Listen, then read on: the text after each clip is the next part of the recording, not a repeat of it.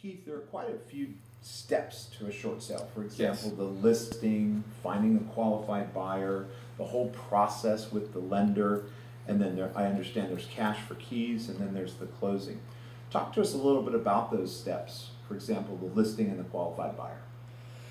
Well, here's the real situation is this, okay? Without a listing and a buyer, you don't really have a short sale. You haven't started the short sale process.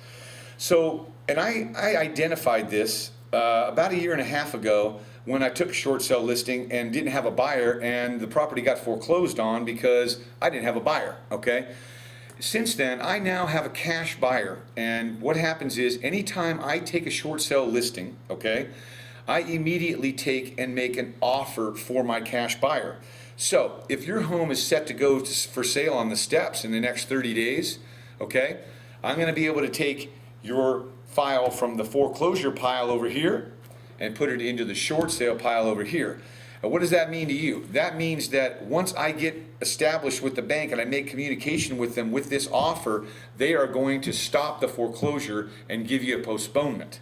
And that is the key to getting short sales closed, because they don't always close as quickly as we'd like them to, as we all know. Fantastic. So if I'm understanding this correctly, the fact that you have this cash buyer, you're able to take the first two steps and combine them into one and really start the short sale process, I guess, more quickly than some of the other agents that are doing short sales. Absolutely, because what happens is if you put your house on the market with some agent that does not have an offer, okay, number one, you're going to have a bunch of people traipsing through your house to get an offer, okay?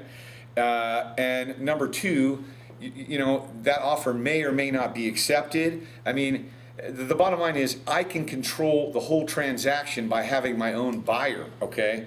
That's the key differentiator between my business and what a lot of the other real estate agents out there are trying to do. That's excellent. Thanks, Keith. Now listen, I understand that there's a huge process that's involved in the short sale. Once that listing and the buyer is done, there's a ton of information going back and forth between. It's a huge undertaking. It's like 10 times harder than a loan, even in today's market, okay? The situation is this, and as I said earlier, about a year and a half ago, when I started doing these short sales, I realized what a tremendous amount of paperwork needed to be done and a tremendous amount of time that needs to be spent communicating back and forth with the bank, okay? This is where the ball gets dropped a lot in short sales, okay? What I did is I started my own short sale processing company. It's called Imperial Mortgage Real Estate Short Sale Closers. I have a staff that processes all my short sales. So nothing slips through the cracks, and we get things postponed when they need to be postponed, and that kind of thing. And that probably closes a lot more short sales. Absolutely. If because look, if you don't get the foreclosure postponed, you're not going to close the short sale. Excellent. Now, what is this about cash for keys? Can you get cash for keys on a short sale? Yes, you can. It's one of these things where it works like this. It's called the HAFA program, which I'm very familiar with. But the way it works is, some people will qualify for the cash for keys and some people will not. It's just going to depend on, all this information gets put into a computer system at the bank, and the bank tells you whether or not you qualify for it or not.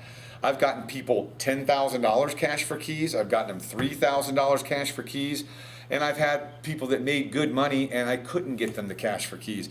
But if anybody can get the cash for keys, my staff is in tune with what it takes, and we can even manipulate the program at the bank to try to get you the cash for keys. Okay? Excellent.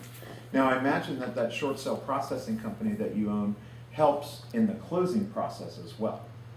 Oh gosh, if it wasn't for that, like I said, as a real estate broker, it's really hard to concentrate on, working the short sale while you're trying to go out and get new business. So it's just imperative to have somebody take care of all the communication with the bank on the behalf of the agent. I realized that a long time ago. Because I have a staff that takes care of my short sales, I close a lot more of them than anybody else that I know does. So. Excellent, Keith. Well, thanks. Hey, my pleasure.